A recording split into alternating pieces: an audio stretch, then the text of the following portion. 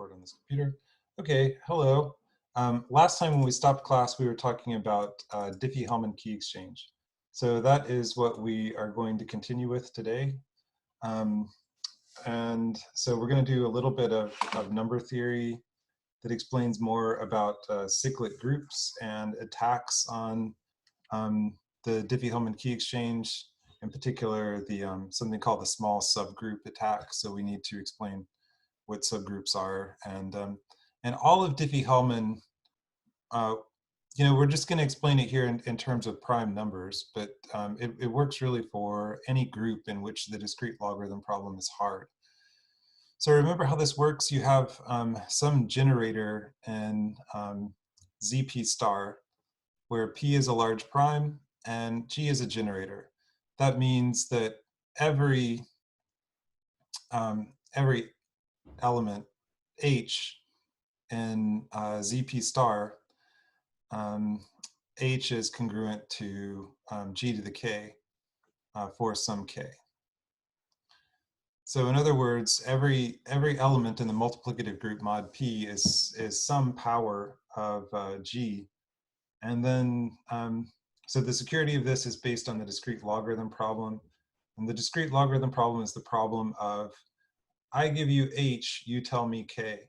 And it's practically impossible to solve. So just by seeing H here, it's impossible to recover what K is. That's the discrete logarithm problem in this particular group.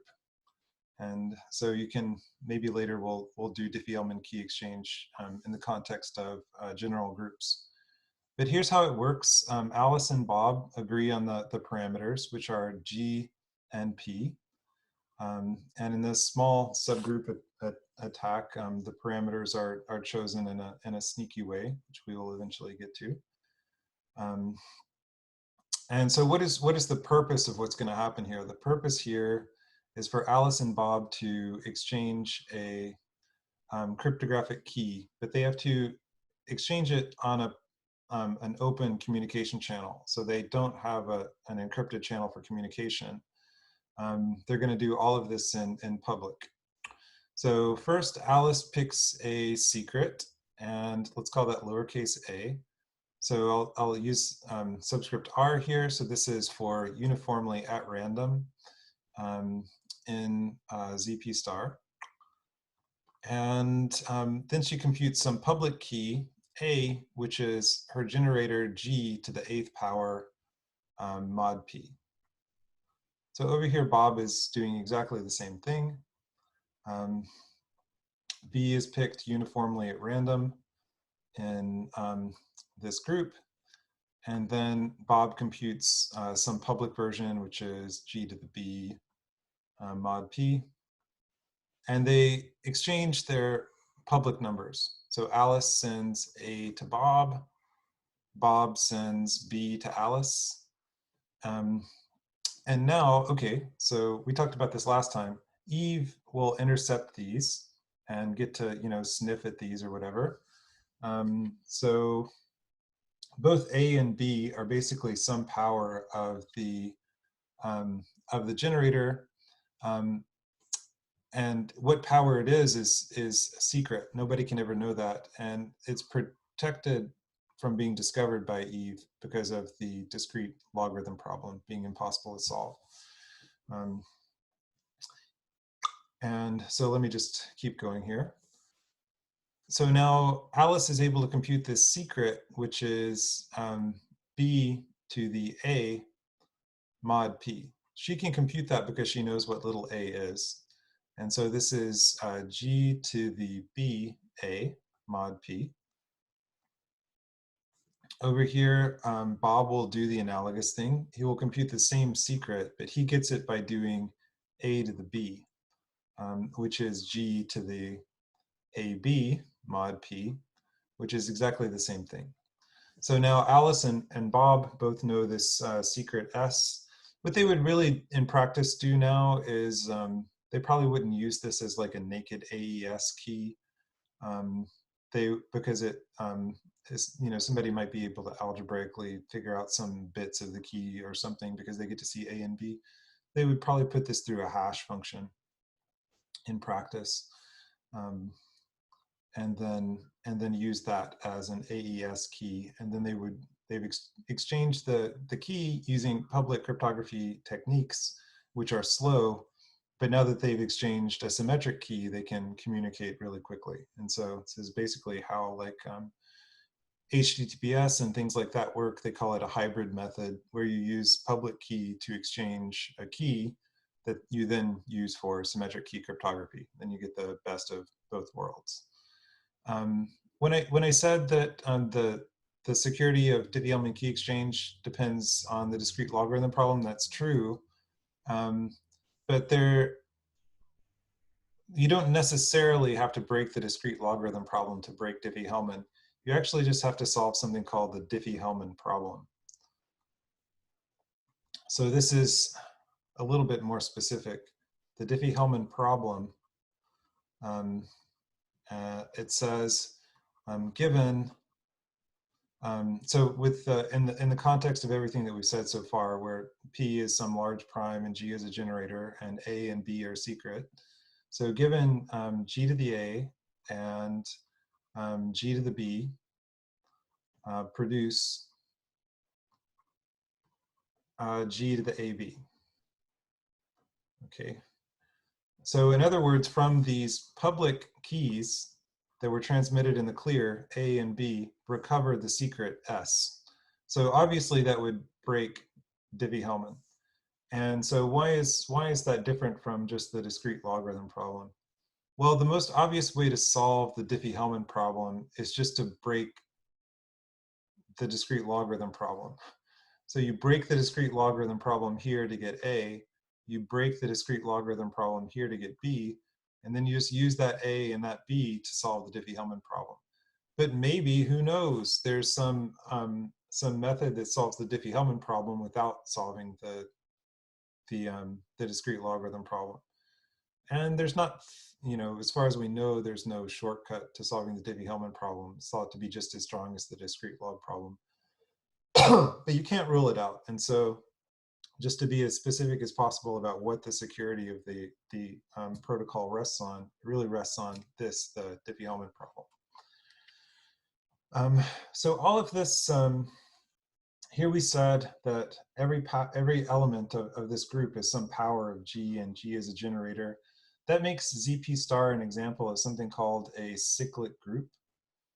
And I have some slides made that are just on cyclic groups. All of the stuff that we just did for this particular group could be done for any cyclic group. And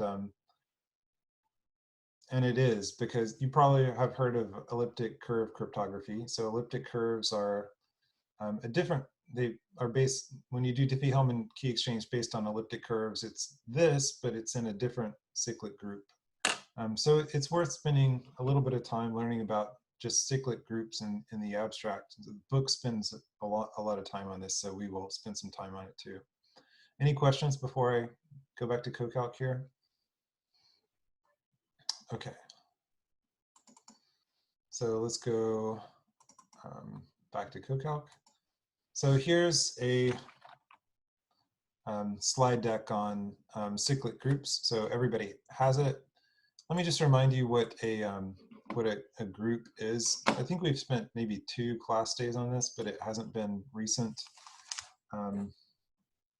So a group is just sort of an abstraction of the numbers, some number system with some operation, like either plus or times. So what is always true with like integer addition, for example? So it's always true that the set is closed under the operation. So like if you apply you can't multiply your way out of the group. And it's associative, and there's an identity element, and there's also a way to undo whatever it is you did. So if you add a number, you can also subtract it. If you multiply in a number, you can also multiply its inverse. So everything can be undone. And then there's some operation that does nothing, which is like multiplication by the identity doesn't change A at all. And then if you talk about the product of three things under the operation, if you just say A times B times C, that's not ambiguous. So it doesn't matter if you do A times B first or B times C first. Anyway, so those are the axioms of group theory. And almost always in cryptography, we work with commutative groups. So those are groups that are also commutative, meaning that A times B is the same thing as B times A. But for groups in general, that's not the case. Like if you've taken linear algebra, you know a matrix multiplication is an example of a group. And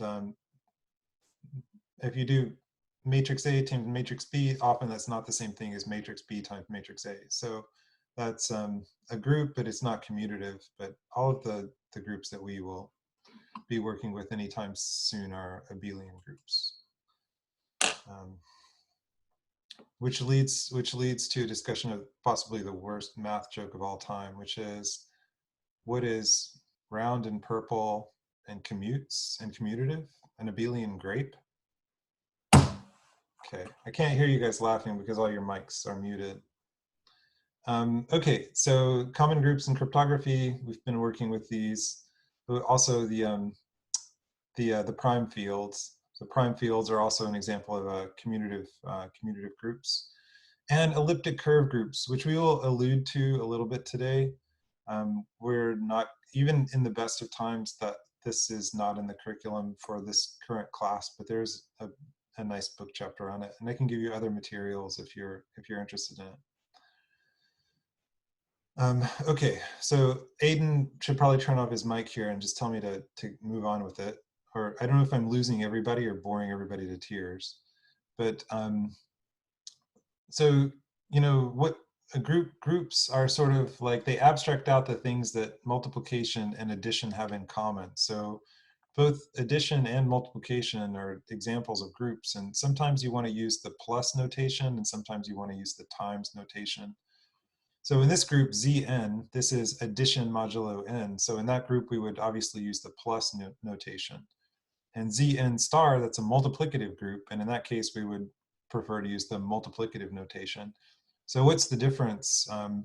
So the difference is the element that does nothing under the operation. For plus, it would be 0. So if you're talking about just some weird group that you meet off on the street in some weird part of town or something, you're going to have to make up some letter to stand for the identity element, because the group might not have any meaning. So often the letter E is used, but if you're using additive notation, sometimes you just use 0 to stand for the neutral element, and inverses will be negatives. Also, look at this, the discrete logarithm problem has this funny phrasing when you use the additive notation. Since we're here, observe that the discrete logarithm problem is very easy to solve in some groups. So it's very easy to solve in Zn. So if we're just working in, so notice that there's no star here. Let's just work in Z7. So these are just the numbers 0, 1, 2, 3, 4, 5, 6. So this is a cyclic group. So if every element is 1, plus itself some number of times. So 0 is 0 ones, 1 is 1 1, 2 is 1 plus 1, 3 is 1 plus 1 plus 1, etc. So this is a cyclic group because every element is generated by the single element 1. So if you wanted to solve the discrete logarithm problem in additive notation, it looks like this, where n is missing. So if I wanted to know what, let's say, blank times 3 is equal to 5. So the reason this isn't hard to solve in this group is because n is just equal to, these should be congruences. N is congruent to 5 times the inverse of 3, which you could just immediately figure out. So, there's still a nice structure that has multiplication sort of in its language here for addition. So that discrete logarithm problem is not hard. but it is hard in ZP star. So in ZP star, the discrete logarithm problem looks like this. It's the problem of finding the exponent, and it is difficult. And we've talked about this before, the order of an element. So this is just the smallest power that makes the element congruent to the identity. So here is Z mod 397 star. So this 397 is a prime number. And even though there's no star here, we're going to be working in the multiplicative group. So I just pick an element at random. It turns out to be 198. And Sage can tell me its multiplicative order. So what does that mean? That's the smallest exponent that makes it congruent to the identity, which is 1. So this just checks all the exponents. So is it 1? No. The earliest it ever becomes 1 when you raise it to some power is the when you try the 44th exponent. That's what it means that the order of the element is 44. Sometimes we also use that same language to talk about the order of a group. The order of a group is just the cardinality of the group. So since 397 is prime, the cardinality of this group is p minus 1, which is 396. So the order of the big G is 396, but the order of the little g depends on which element it is. Okay. All right. And we've seen, this says Lagrange's theorem, which I think we might have alluded to, but we haven't ever stated. But you don't really need Lagrange's theorem here. This is just Euler's generalization of Fermat's little theorem. Remember that says that if A is in Zn star, then A to the phi n is congruent to 1 mod n. So that means that if you write A times A times A times A times A a whole bunch of times, if you do it phi n times, which is once for every element of the group, then it's all going to come out to be 1. But it's if A has an order which is less than the size of the entire group, then it's actually going to be equal to 1 before that. So let's say that the order of this element was 2, then this will actually be 1, and this will actually be 1, etc., all the way here. So this will actually be 1. And one way of understanding what Euler's generalization of Fermat's little theorem is saying is that when you do this, if you were to, the order of the element goes evenly into the order of the group, because when you put them all together like this, it has to end on a 1. So the only way that could happen is if the order evenly divides the number of multiplications here. And we can check that for this particular number, 397. So Euler phi is 396 because it's prime. And you can factor 396. And so remember that the order of G was 44. So does 44 divide this? Yes, because 2 squared is 4 times 11 is 44. So 44 divides the order of the group. And here it's just saying the same thing, but using modular notation. So the order of the group modulo the multiplicative order is 0, because the multiplicative order divides the order of the group evenly. Okay, cyclic groups. We've talked a little bit about cyclic groups before. So another way to say what it means to be cyclic is just that there's some element that has the same order as the group order, or the group cardinality. So there's some alpha in G such that for every beta in G, every beta in G is alpha to the x for some index x.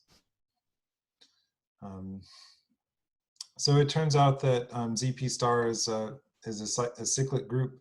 The book doesn't prove it, and neither will we, but we can still do an empirical check. So let R be some random number, and let P be the next prime that occurs after that, and then just use Sage to check whether that's a cyclic group. And you can do this until you're blue in the face, and the answer will always be true because it's a theorem. It's always cyclic.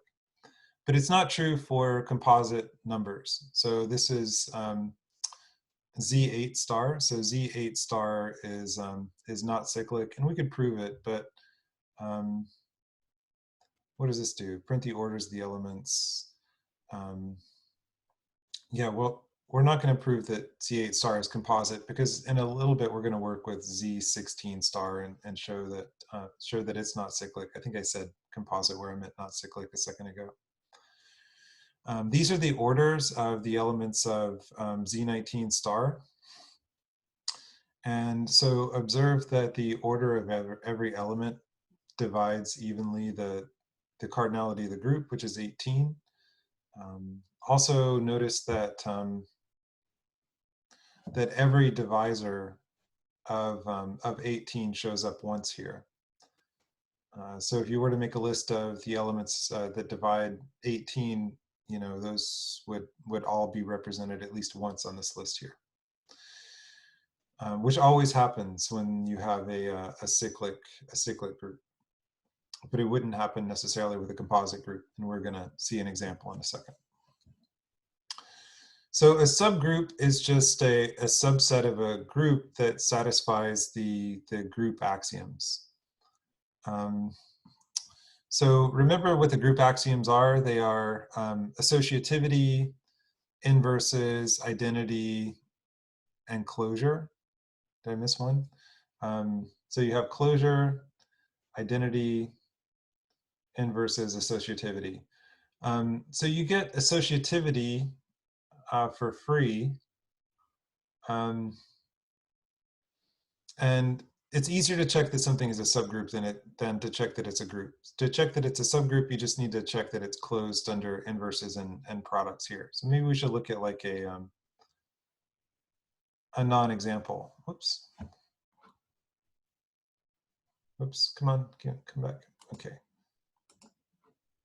So let's look in like a Z7 star or something again. So this is 1, 2, 3, 4, 5, 6. So now I'll just pick some random subset of this thing like 2 and 6. I might get unlucky here. No, I'm not going to get unlucky. So is this a subgroup? You tell me, is this a subgroup of Z7 star? Does this satisfy the group axioms? The only way it would, yeah, sorry. Yes. Because you could use those numbers to get all the rest of the numbers, right? Yeah, but okay, so it's good that we're doing this because this is H, and now for H to be a subgroup of this group G, we need H to itself be a group. So this H can't be a group because it doesn't include the identity. And also you can probably multiply your way out here. So like Z squared is 4, but 4 is not in H. Okay, so H is not a group because I just multiplied myself out of the group. So that turns out not to be a subgroup of that. So let me give you an example of something that is a subgroup. So if H were just 1 and 6, this is a subgroup. So let's just check off all the things here. So obviously 1 times 6 is going to be in there, and 6 is like -1. So 6 squared is just 1. So this actually is closed under the operation. This is just like, you know, plus and minus 1. You can think of it like that. So plus 1 and minus 1. So it's closed under the group operation, and it's associative because the bigger group is associative. It gets that for free. It has inverses because 1 is its own inverse and -1 is its own inverse. What else does it have to have? Sorry, associativity, it inherits. Closure, it has. Identity and inverses. Oh, it has the identity. The identity is included. So H is not only a subset of a group, it's a group itself. So that's one example. And here's another example. These are really the only kinds of subgroup that we're going to care about in this class, but subgroups can take a lot of other forms. So let's just look at Zn star, and 7. This is just saying that 7 is some element of Zn star. And then this argument here is saying that the powers of 7 form a subgroup. So you just have to check all the things that you have to check. So closure. So if you do 7 to some power times 7 to some power, that's also 7 to some power. So that's closure. It means, you know, power of 7 times a power of 7 is a power of 7. So it's going to be closed under the group operation. And what else do you have to check? You have to check inverses. And so that happens down here. So is it true that for every power of 7, its inverse is also in there? So the inverse of 7 is in there, and for similar reasons that the inverse of everything is in there. So if I have just 7 to the k, and I want the inverse of that. So what is 7 to the k inverse? All I have to do is 7 to the k times 7 to the m is going to be equal to 7 to the k plus m. And so if these things are equal to 7 to the phi n, then this is going to be 1. So to find the inverse of 7 to the k, I just need to choose m to be, so m is just equal to phi to the n minus k. All right, so that's the argument that it's closed under inverses. So if it's closed under inverses, then it must include the identity, because A times A inverse is the identity.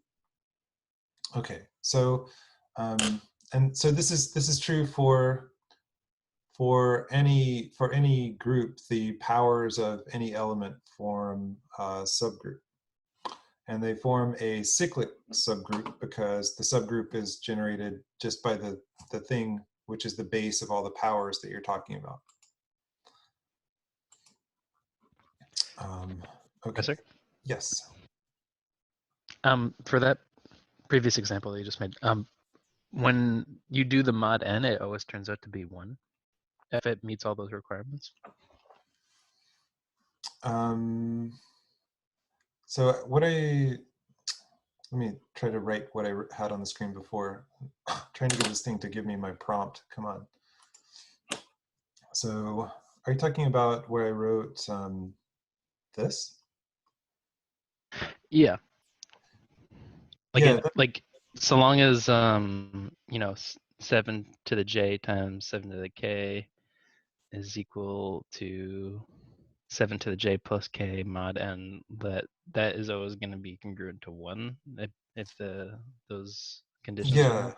Yeah, let's give an example. So 101 is a prime number, and so so 7 is in Z101 star. And let's just pick some power of 7, like, I don't know, 7 to the 37. And we want to know what is the inverse of 7 to the 37. Okay, so phi of 101, because 101 is prime, phi is just 1 less, so that's 100. So if I multiply 7 to the 37 times 7 to the 63, this is going to be 7 to the 100, which is going to be 1. And that's by Euler's generalization of Fermat's little theorem, which says that a to the phi n is always congruent to 1 mod n, as long as a is some member of Cn star. Yeah, I remember that now from Fermat's little theorem. Yeah, and we can just check it here really fast too. I'll just add an extra cell. So what is 7 to the 100 mod 101 is 1. Okay. So this is not exactly Lagrange's theorem. But this is a true fact. Every element of a finite group has an order that divides the size of the entire group. And this is a little bit of a sketch of an argument. But I think I should have spent less time talking about Project 5 if we were going to cover that. So we're just going to skip that. Okay. So this is telling you about the number of generators that a finite cyclic group has. And this is actually important for cryptography because we haven't talked about the issue. You know, we know that for Diffie Hellman Key Exchange, we're going to use ZP star for some big prime, and we need some generator of this group G. So how do we get a generator? It turns out it's not super easy. It's not very easy to know that you have a generator, and this is sort of the thing that makes the small subgroup attack work and a lot of other cryptographic attacks. Is you have an element that somebody tells you is a generator, but it actually doesn't generate the entire group. It only generates a small part of the group. So how do you get a generator in the first place? So one way to get a generator is if there are a lot of generators, then you have a pretty good chance of picking one at random. So we know that ZP star is cyclic, and this is telling us that the number of generators, primitive element also means generator, the number of generators is large. So ZP star, you know, if G is equal to ZP star here, the size of G is going to be P minus 1. And so P minus 1 is going to be a composite number. So it's hard to make any promises about phi of P minus 1. So hopefully that is a big number, but it won't necessarily be like phi of 100. You know, we just worked with 101. So if P was equal to 101 here, then P minus 1 would be 100, and phi of 100 would be, let's see, this is phi times 2 squared times 5. So this is 4 minus 2 times 4, which is 10. So could that be right? No, it's 8, isn't it? Let me just clear all these. And what is LRP 100? 40. Yeah, sorry. Oh, you know what it is? I forgot about the. It's not. I factored 100 incorrectly. So 100, phi of 100 is phi of 2 squared, which is 4 times 5 squared. So this is 4 minus 2 times 25 minus 5, which is 40. So there's, you know, quite a few generators in there, and there always will be quite a few generators. But this works better if phi of P minus 1 is big. And this says that if G is prime, then all the elements are primitive. That never happens in ZP star. So ZP star always has cardinality P minus 1, which is always composite. So you never get all elements being generators in a multiplicative group. But it does happen in an additive group, because if you just look at ZP, the cardinality of ZP is P. So if you look at like just Z7 under addition, you have 0, 1, 2, 3, 4, 5, 6. So any one of these elements will generate all the others. You know, you have 3, and then you have 2 times 3, which is 6, and then you have 3 times 3, which is 9, which is 2. And then you have 4 times 3, which is 12, which is 5. Then you have 5 times 3, which is 15, which is 1. Then you have 6 times 3, which is 18, which is 4. 1, 2, 3, 4, 5, 6, and then you have to do 0. Where are we? 7 times 3. 7 times 3 is 21, which is 0. Okay, all right. So 3 generated the entire group, and any one of these elements will generate the entire group because the number of elements that are not, 1 is never going to be a generator, but this thing has phi of p equals p minus 1 generators. So anything except for the identity element is going to generate the entire group.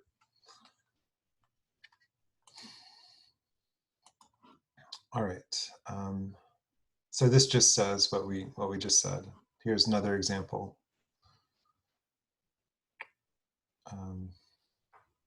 So the cyclic subgroup theorem, let G be a finite group, then every element with order S is the generator of a cyclic subgroup with S elements.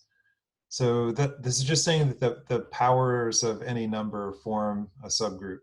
And so the argument that we gave with 7 will, if you just replace 7 with a letter, then you've proved this theorem.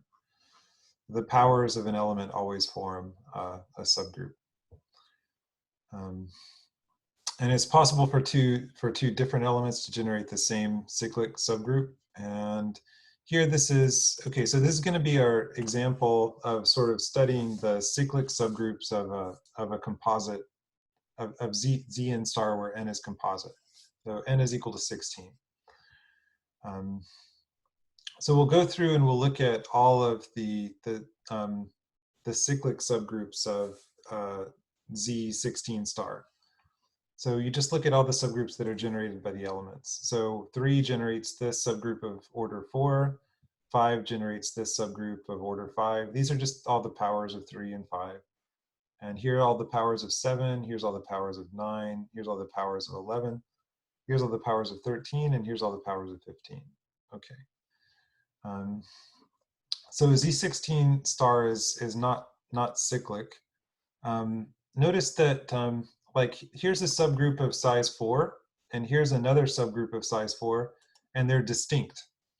That can happen when n is composite, but it never happens when n is prime. Also notice that the size of this group is, what is the size of the group? 1, 2, 3, 4, 5, 6, 7, 8. Is that right? Let me just check that really fast. 16 should be 8. Yes. So 8 has some divisors, like itself, for example, such that there's no subgroup of that size. So 8 divides 8, and yet there's no subgroup of size 8. So there's a divisor of n that is not the cardinality of a subgroup. That can happen when n is composite. It's happening right now, but it never happens when n is prime. Right. Yeah, and also this group has, so these are all the cyclic subgroups of Z16 star, but Z16 star has some subgroups that are not cyclic. Like for example, here you can use the sage command to find all the multiplicative subgroups, and what it gives you is the generators. So this is saying that the subgroup generated by 15 and 5, that if you take all things you can express with 15 and 5, then that is a subgroup. So here it is. It's these elements. 1, 3. So this is the entire group here because it has 8 elements, right? 1, 2, 3, 4, 5, 6, 7, 8. So 5 and 15 generate the entire group, but it's kind of dumb because the group itself is not cyclic. It might be more fun to change this to 9. Is this going to just generate the entire subgroup too? Oh, no, okay. So 9 and 15 generate a new subgroup of size 4 that we hadn't seen before. So that is, there's 1, 2, 3 distinct subgroups of this group of order 4. Okay, so that's very far from what happens when n is prime, where if there's a subgroup of a given size, it's unique. And for every divisor of the cardinality of the group, there's exactly one subgroup. Okay. All right. Yeah.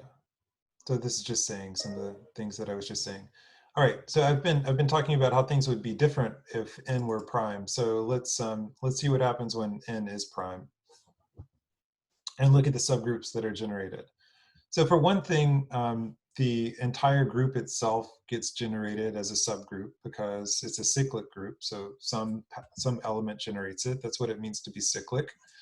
Also notice that if you look at any two subgroups of the same size, like these are the same size, they're identical. And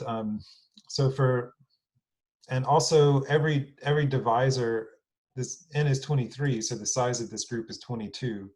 The divisors of 22 are 1, 2, and 11. 1, 2, 11, and 22. So there are 4 divisors. And there's a unique subgroup of each one of those sizes. Here's the unique subgroup of size 1. Here's the unique subgroup of size 2, which is basically plus and minus 1. There's a subgroup of size 11, which is this one. And then there's a subgroup of size 22, which is that one. Okay, and so and those are unique also. And if you look at the multiplicative subgroups, they're all cyclic. So that's a fact about cyclic groups. So every subgroup of a cyclic group is cyclic. Okay, so now we have the cyclic subgroup theorem.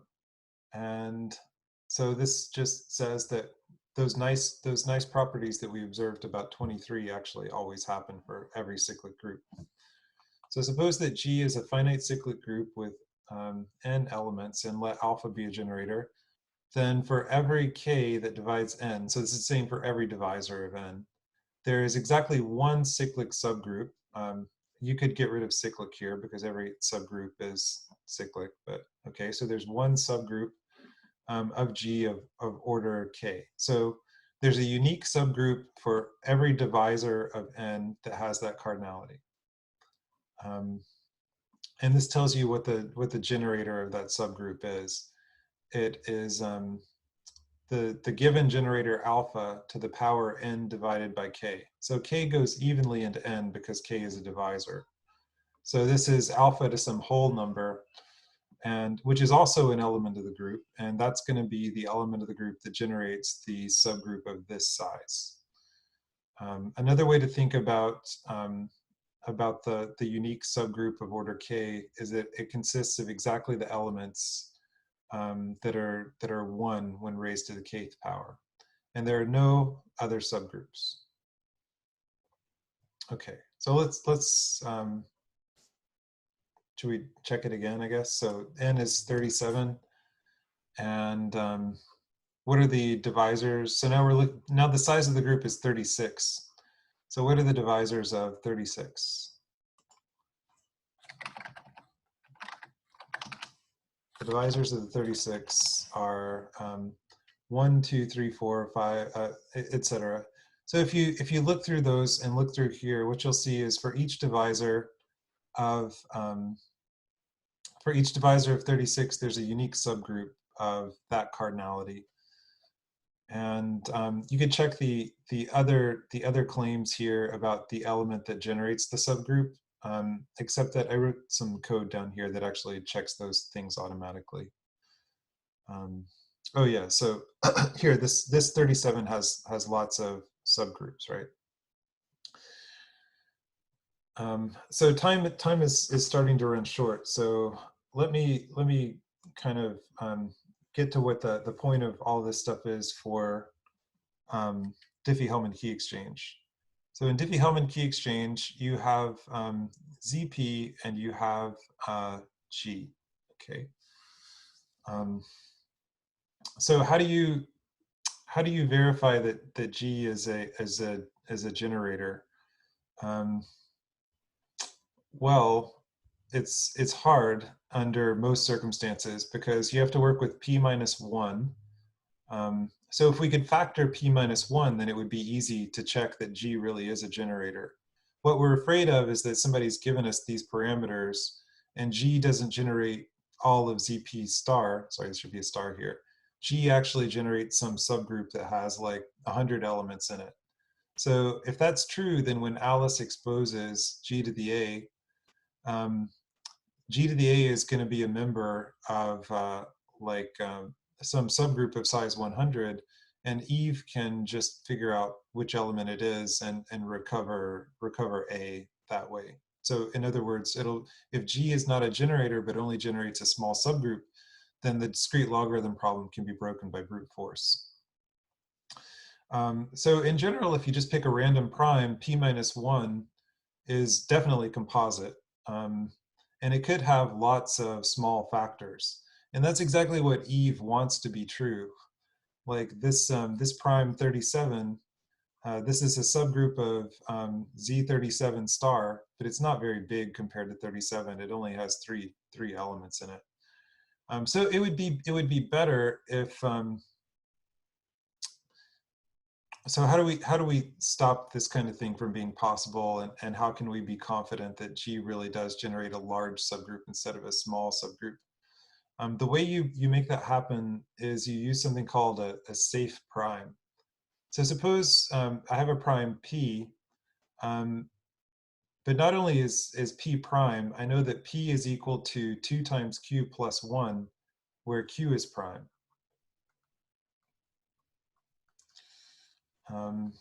So if somebody, remember that we can't factor quickly, but we can check primality quickly. So if somebody gives me some number and they claim that it's a safe prime, that means that it's prime and it's twice another prime times 1. I can actually quickly check this condition. So I just do p minus 1 over 2. This is going to be q, and then I use my primality test to quickly convince myself that this actually is prime. So you can quickly check that something really is a safe prime. Now, what's good about a safe prime? If you look at ZP star, where P is safe, then it's still going to have P minus 1 elements. But now P minus 1 is equal to 2 times Q. So this number is not prime, but it's almost as good as a prime. So this is going to be the cardinality of the group. So that means that every element of this group is going to have an order, which is a divisor of this. And the only divisors of this are 1, 2, Q, and 2 times Q. So if somebody gives me G and they claim it's a generator, I can quickly check this. So the order of G has to be on this list, and I can just quickly verify that it's not any of these undesirable numbers, right? So I can quickly check whether the order is 1 or not. That would just be the identity element. Is the order 2? All I have to do is square it and then see if it's equal to 1, and then I can eliminate 2 as a possibility. I can use fast modular exponentiation to raise it to the qth power, and I can see if this is equal to 1, and if it is, then I am not happy about that because it's not a generator. And then finally, actually there's only one more remaining possibility here, which is that the order of G is 2Q, which is the order of the entire group. So now I can quickly verify that G really is a generator, and there's no way for anybody to sneak me bad parameters. So that, I mean, the book just kind of, you think that I'm bad, but if you're reading the book, you know that the book goes on with this abstract math stuff for quite a while, and to no discernible purpose, because the book sort of never comes to the point about the small subgroup attack and safe primes. But I just did. There's still some more stuff here. Maybe we can just, since we have 10 minutes left, we can go through, there's Lagrange's theorem. So Lagrange's theorem says, this is very general. So for any subgroup of any finite group, I should say a finite group here, then the order of the subgroup divides the order of the group. So that doesn't even require anything to be cyclic. That's just always true. Okay, and here's some code that verifies the cyclic subgroup theorem. So P is prime, P is 101, and so what alpha is a generator,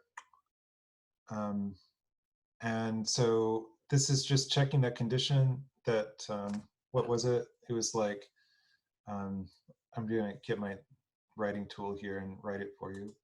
So if you go back up to the theorem, you'll see that it claims that the unique subgroup of order k is generated by alpha to the n divided by k. So n is 100 because the order of this group is 100. And so what is the unique subgroup of size 1? It's generated by the generator to the 100 divided by 1. So this is, it's generated. So 1 is alpha to the 100 because of Euler's generalization of Fermat's little theorem. I wish we knew what alpha was, but anyway. So what about the unique subgroup of size 2? That's going to be generated by alpha to the 100 divided by 2, which is alpha to the 50, and that generates plus and minus 1 basically. And then there's a unique subgroup of order 4. And remember that these k's are just the divisors of 100 that we're going through here. So 4 is a divisor of 100. And so this should be 100 divided by 4, which is 25. This should be 100 divided by 5, which is 20. It should be 100 divided by 10, which is 10. Now we have the unique subgroup with 10 elements, 20. So 100 divided by 20 is 5, etc. Okay, so this is just an empirical check on the cyclic subgroup theorem. And this explains in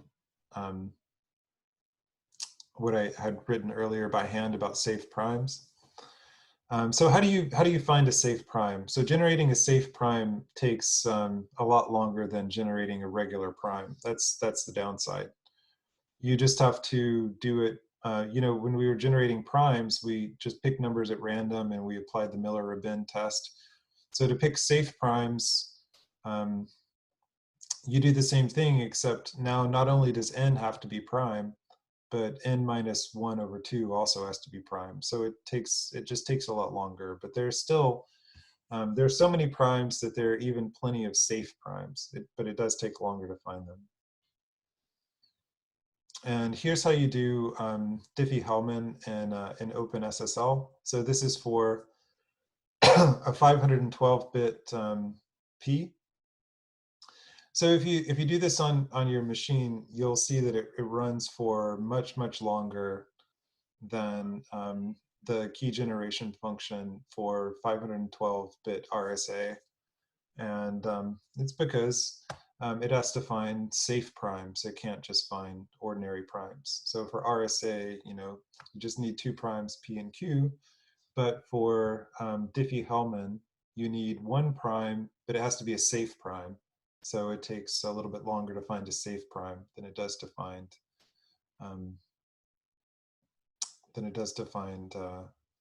an ordinary prime. So actually, we have done a pretty good job of getting through all of this stuff. These next slides are beginning to talk about the generalized discrete logarithm problem. So, now that we have sort of this group theoretic setting, you just need a cyclic group G. What do you need to make Diffie Hellman work? You need a cyclic group G and a generator G. And then when you raise G to the X equals H, it should, given H, find X. That's the discrete logarithm problem. And whenever you have a group in which the discrete logarithm problem is hard, you can use it for Diffie Hellman. So you might ask yourself, well, what's wrong with just good old ZP star? And ZP star is good enough for anybody.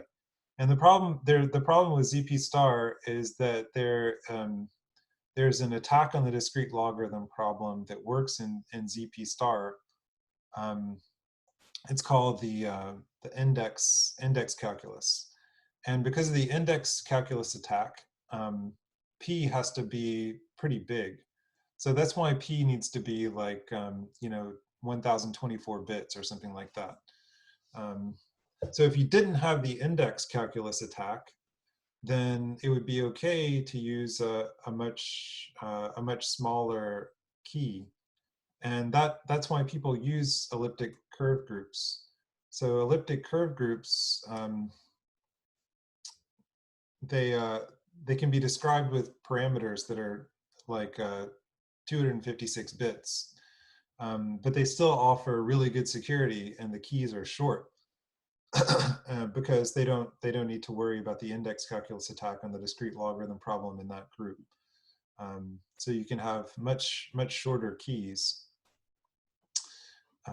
And then I think this says just a little bit about elliptic curves. Maybe we could take a look at that. So this is talking about the index calculus. You guys all have these slides, by the way, in your folders. So we won't go into details about the elliptic, about the index calculus. Let me just say a couple of things about elliptic curves. And I know time is running short. If anybody has to go, please go. But so let me just, we're not going to spend a lot of time on elliptic curves. Just take a look at this equation right here.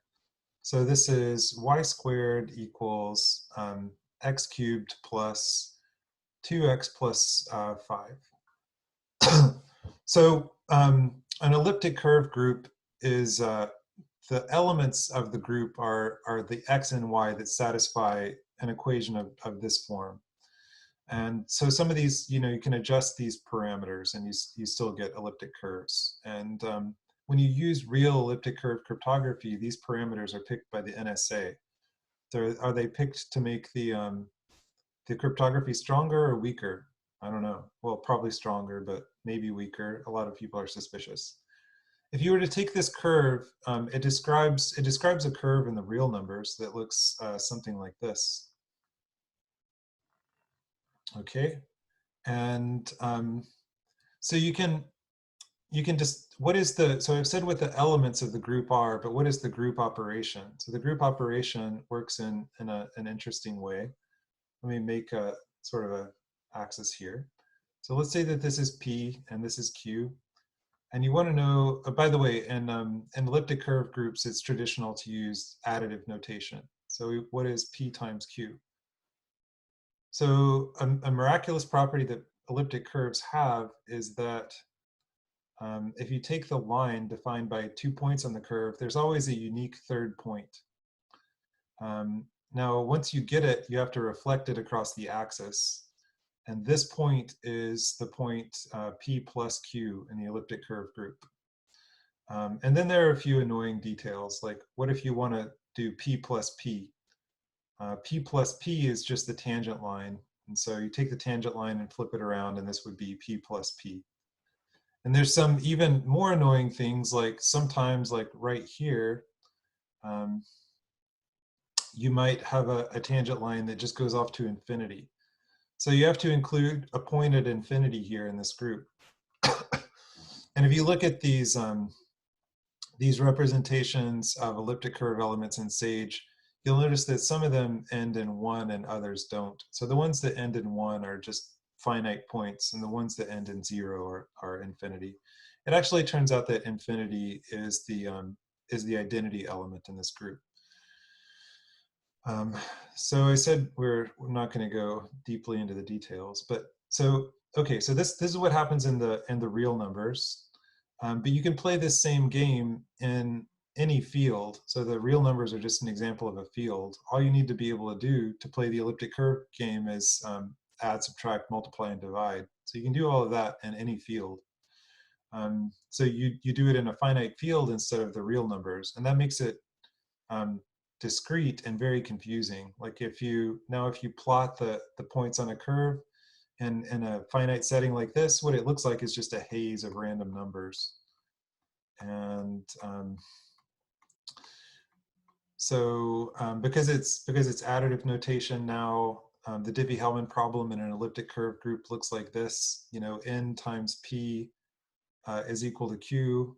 And so the discrete logarithm problem in an elliptic curve group is, given q and a generator p, what is n?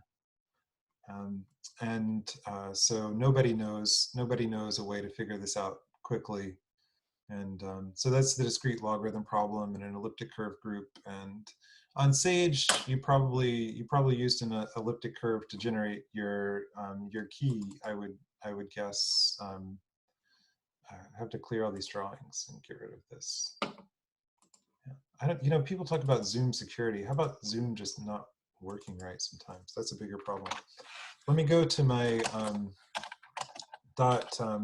.ssh folder on my computer here. And you can see that some of these are for elliptic curves, oh, they're all 4 bits. But if you look at, EC means DSA, so that's digital signature algorithm. Let me just look at. Better be sure to only dump out the public key, since I don't want people on the internet breaking into my computer. EC DSA.pub. Okay, so that's it, and it's very short, right? But over here is DSA, and so this is also the digital signature algorithm, which is just think of it as a discrete log problem. It's going to involve a much bigger number because it's over ZP star instead of over an elliptic curve, and so it requires a lot more bits. And I'm surprised that it's actually not even bigger than that, because with ZP star you need like 1,000 bits. With elliptic curves you need like 256 bits. Okay, so I was going to stop there. I hope that wasn't like a nightmare class. Anybody have any questions about anything? Let me stop the recording.